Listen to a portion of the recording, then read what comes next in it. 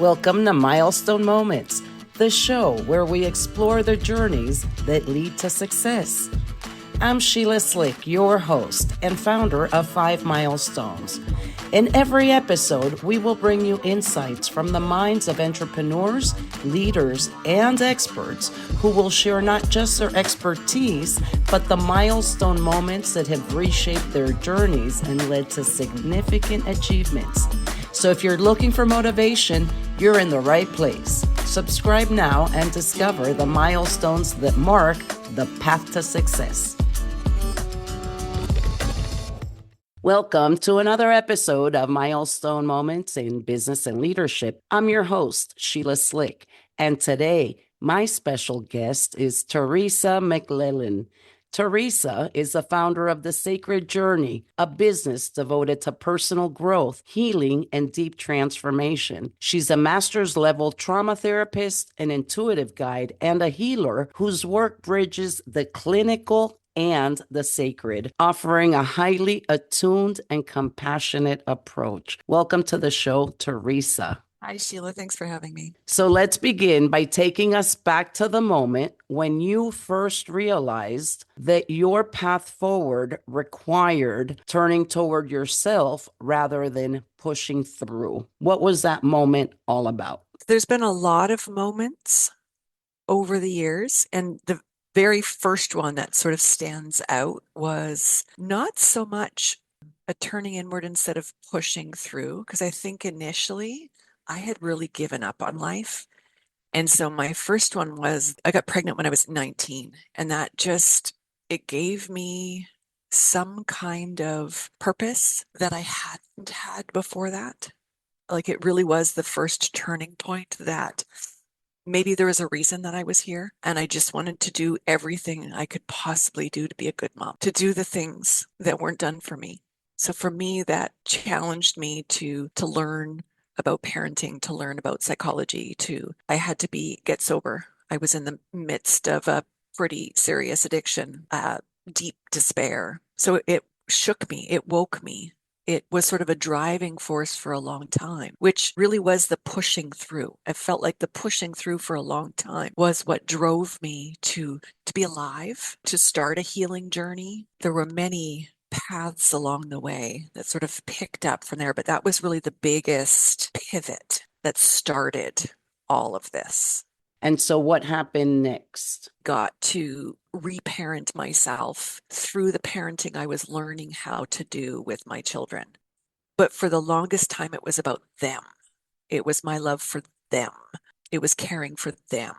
And so along the way, it really became like it had to be me too. I don't know exactly. It was really small decisions. Along the way, the next 30 years really was a lot of really small decisions about choosing me, changing the patterns. I had to become aware of the patterns that weren't just in my childhood, but were in my family across generations. And what I've been learning even since then is in this collective unconsciousness that Carl Jung calls that we all carry, especially as women. I was uncovering, unearthing, and coming up against these deep-rooted, deep-seated patterns that kept me small, that kept me quiet, that kept me hidden, that kept me invisible, that kept me feeling unworthy. So every time I bumped up against those things along the way, it really forced me to stop, to sit, to reflect, to come back to what I wanted. And I think that core decision about wanting to be a good mom, I didn't really know what that would entail. It has changed dramatically over the years, but it was so much more than just loving them. It was about being available for them in whatever way they showed up. And while I was doing it for them, I didn't have a lot of that for me.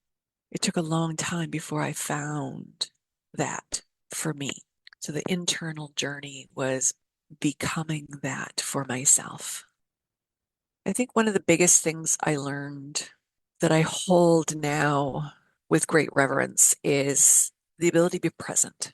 So much triggered me into like bouts of shame and spirals of shame and rumination and self-loathing. And that's not conducive for parenting.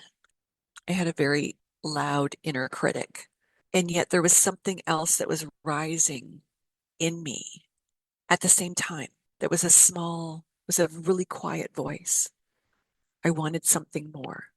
And when I kept coming back to that, what is it that I want? I just want to be there.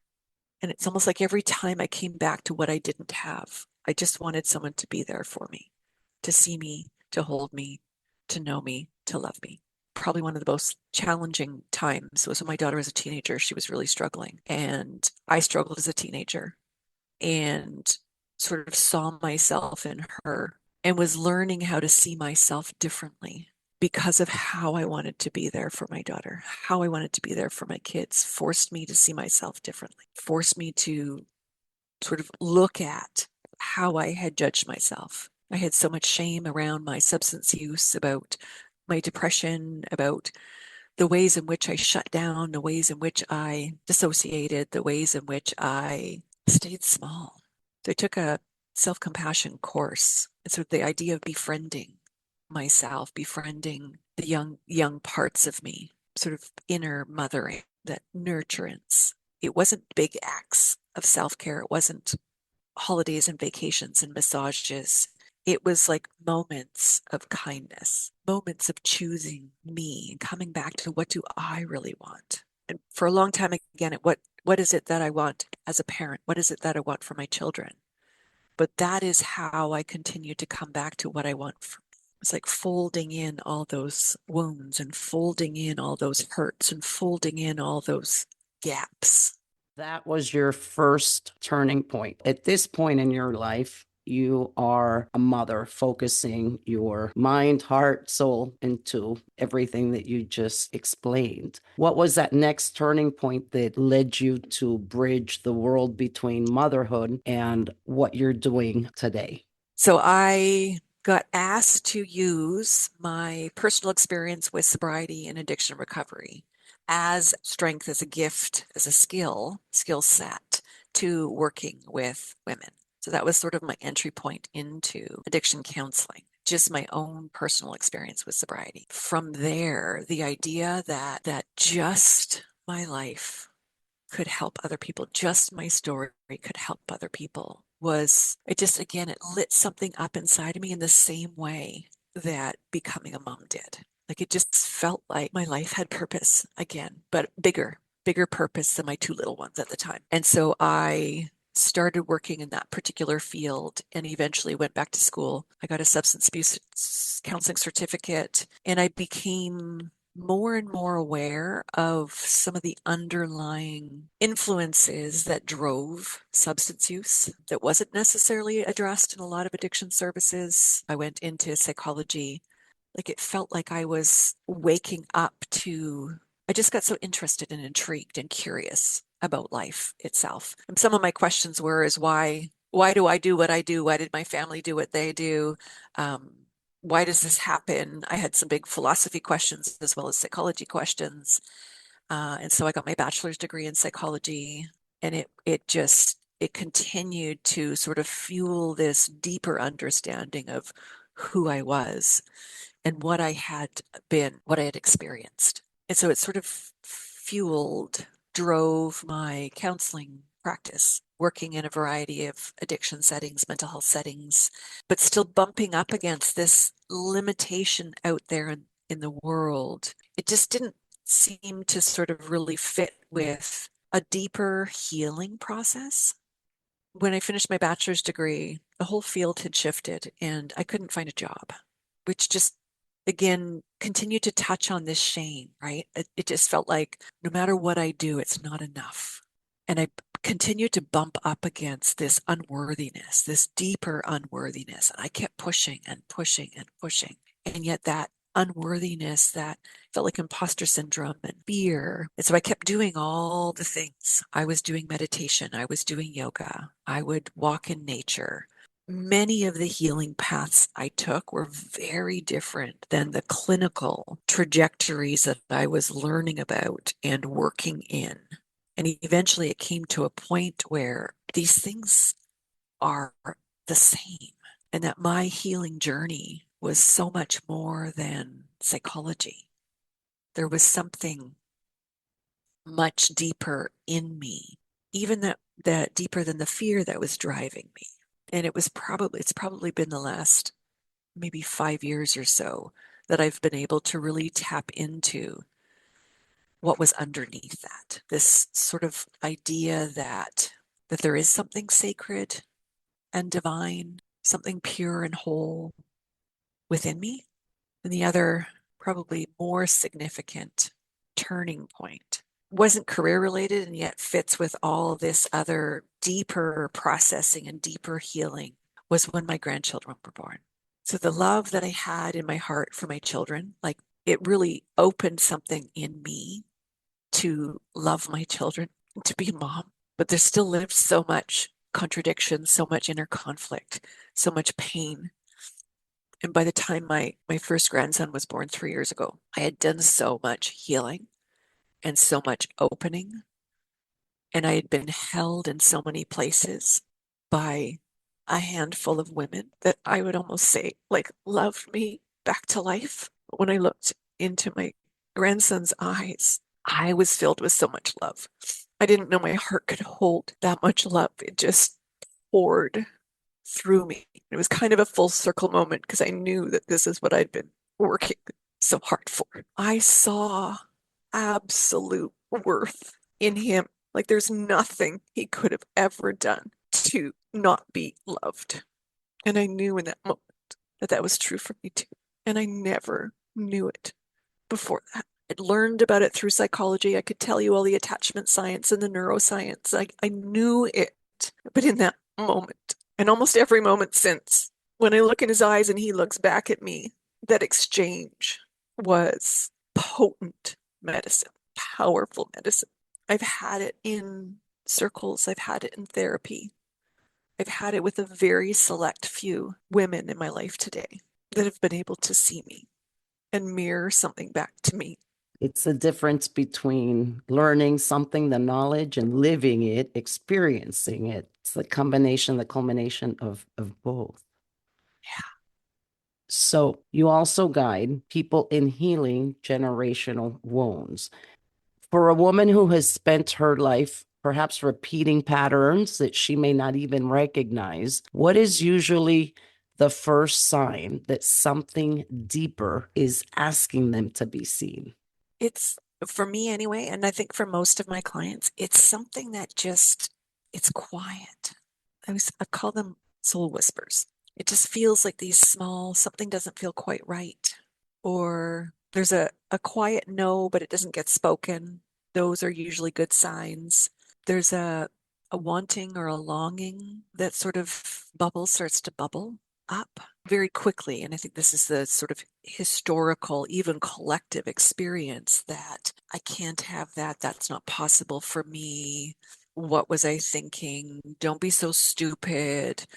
And so most of those things get squashed, but they come back. They come back around. And I think that's been my journey as these things come back around and I get a second chance to listen to it, to see it, to hear it. And then I get another opportunity to choose it. And so that sort of nudge or whisper becomes a little bit louder. Sometimes it's pure devastation. Something hits you, whether it's despair, whether it's grief, whether it's loss, whether it's change, sort of that gets forced upon you. I know for me, and many clients, when I've worked with clients, that even the question, what's the point? I had to ask myself, why am I doing this? What's the point? I would usually say it in despair, almost on the edge of giving up. But the question itself, why am I here? What am I doing? What's the point? Asks me to really look at the inside answer, not anybody else's answer. What do I want? What's important to me? And to sit with that. Stillness practices, meditation, journaling, being in nature. I mean, that's what I try to provide in therapy, in counseling, in circles, in spaces that I'm holding, facilitating. And so to create space, permission to not just listen, but to then choose. So when you have those feelings, or when someone perhaps that is listening or reading your chapter says, I have some of those feelings or those questions, that curiosity, how do you even begin to identify whether or not it's a generational wound? Can you just explain from your lived experience, perhaps even from that psychological, medical field experience, what that means, the science, and also how you're able to help other people heal these wounds? So yeah, I think initially it's like being able to notice those triggers, the things that activate. And then those are, I've heard it said once, those are like trailheads. Like we follow those back. And so for me, that was sort of journaling. What's going on? What am I feeling? Right. And being able to sort of sit with it. But it really was much more of the deeper meditations, guided meditations. I've done a lot of shamanic journeying, soul retrievals, past life regressions. There's been a lot more deeper processing that allowed me to see more into the unconscious. Deeper processing that allows you to see more than your mind can see. And that is mostly done, for me, it's been mostly done through the body. So it opens up almost like a portal of information that's been stored personally, generationally, culturally, sort of collectively.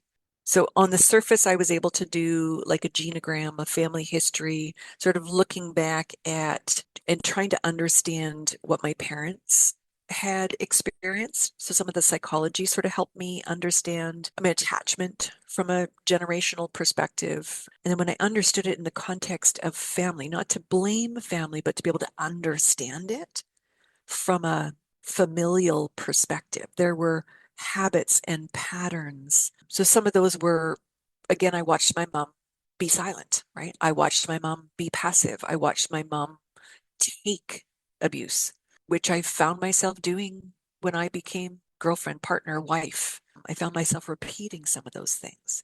I found myself saying stuff, even though I vowed I would not be like my parents in parenting. I found stuff coming out of my mouth that was just like them.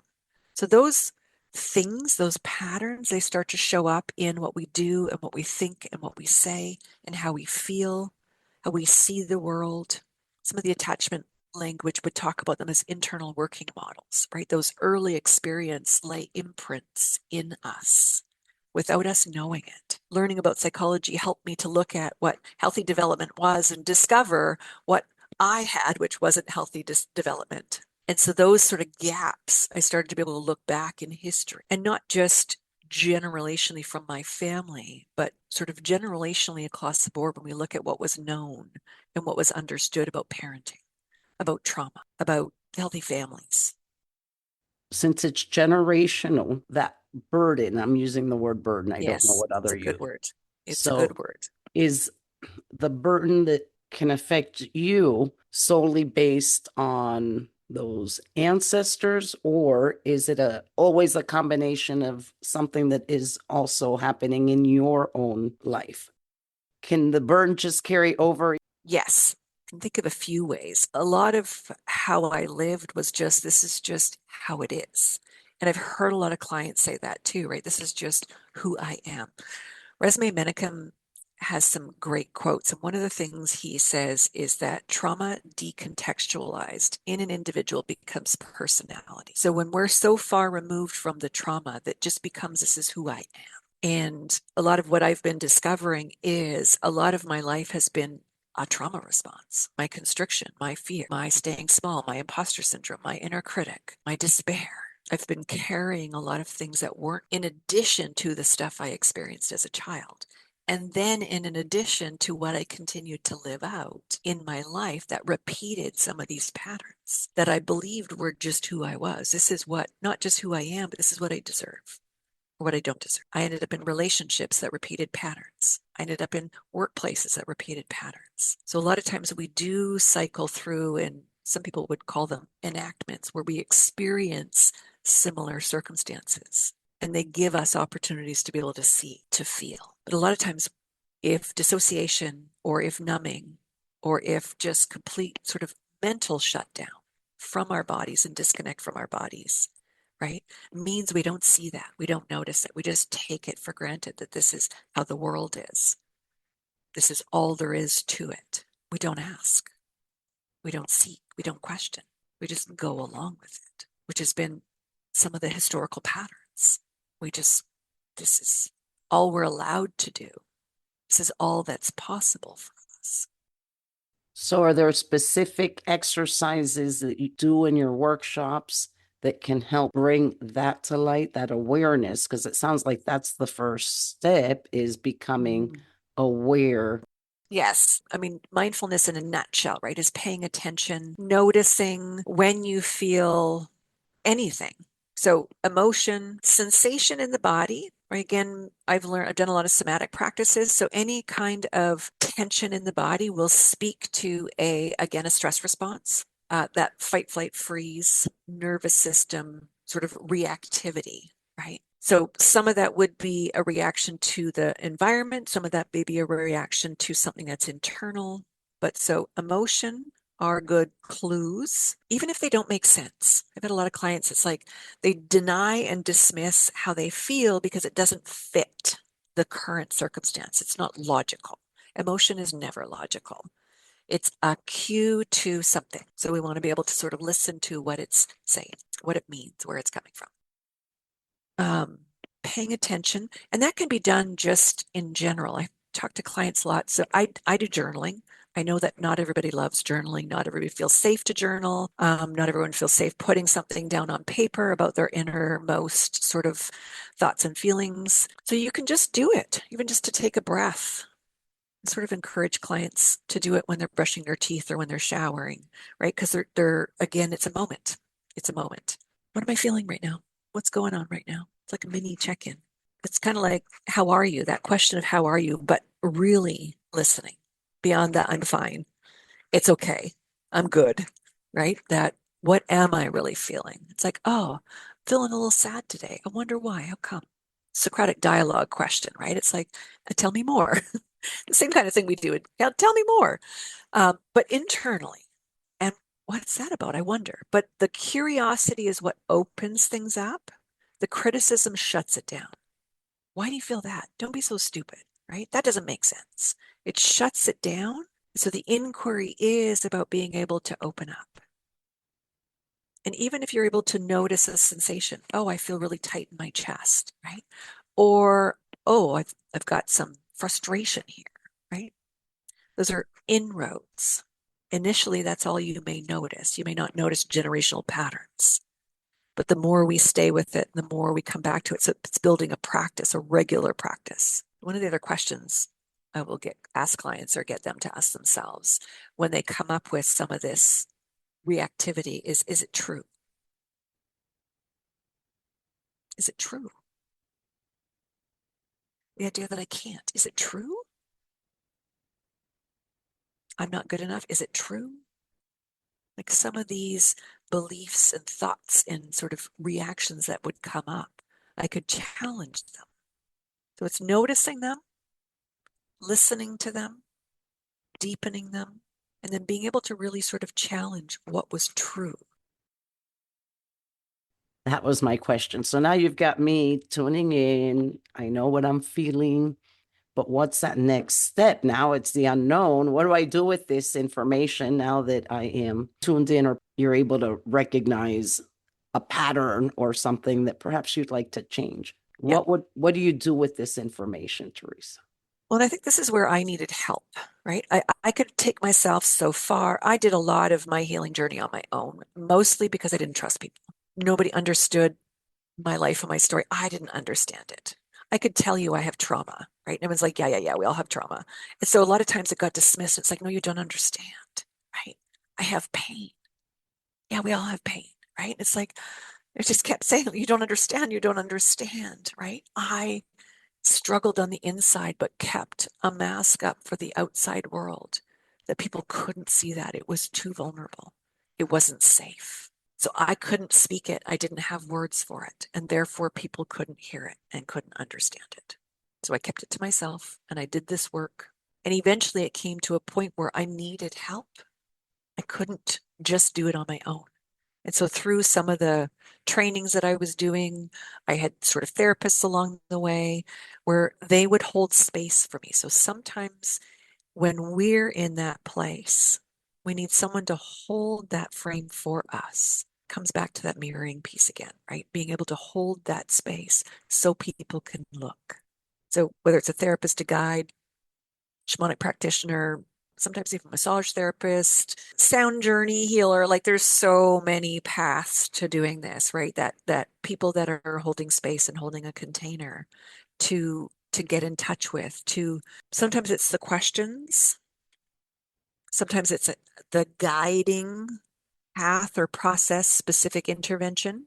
So it's sort of different for every individual. It's different for every layer, but it's being able to work with the body, the nervous system, the thoughts, the memories, the emotions to allow for movement, to allow for new insights and new awarenesses to come to the surface, to be transformed. Like there's a process that transformation happens. I think that's where alchemy comes in, right? There is something happening on a physical, physiological, energetic, neurochemical, cellular level when that unconscious material is met in a sacred, there's something about seeing it, holding it with such reverence, the humanity that's underneath it, the soul that's underneath it, the just innate worthiness in us all. When that can be seen, it allows you to be able to sort of work through the layers, shedding ideologies, shedding identities, shedding skins, shedding behaviors that don't fit that, they don't align. That when you've got someone holding space for you, it makes room, it provides hope.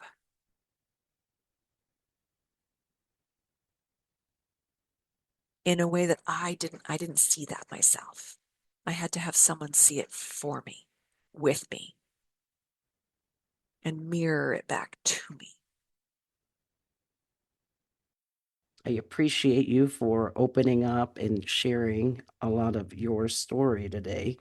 How can vulnerability be a strength? Oh, yes, I've got lots to say about that. I don't know whether I was that and the trauma affected me worse, or if I became that as a result of it. I believe it's bigger than that. I see things and feel things more deeply than many, but the world doesn't value that.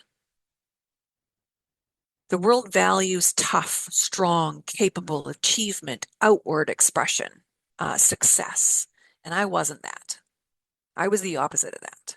In my mind, anyway, I was failing at everything I did. I was a straight A student, but I still felt like I was failing at everything I did. It was never good enough.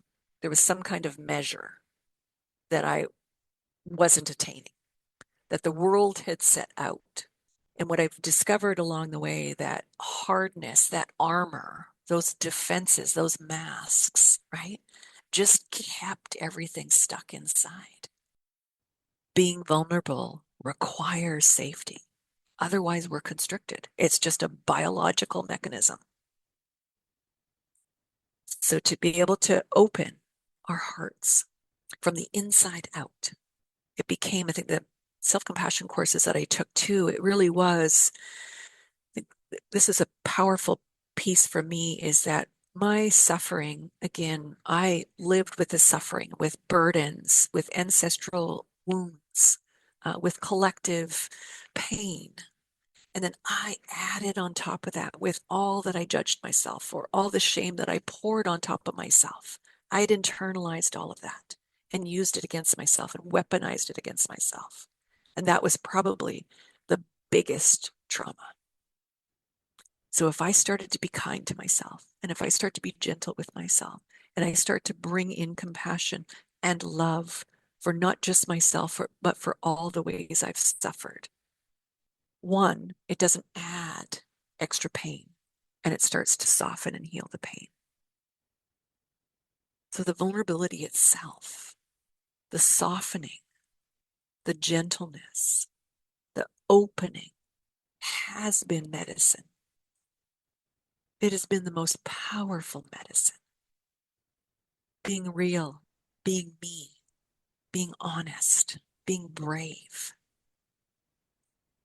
For anyone that wants to learn more about you or work with you, where can they find you? I'm on Facebook, the Sacred Journey Counseling and Consulting Services. I'm in this new phase of sort of revamping. It feels like this really is another turning point in many ways, that I've kept my practice very small. And I am sort of opening it up to doing more workshops, more meditations, more healing circles, more spaces. So my website is www.thesacredjourneycounseling.com.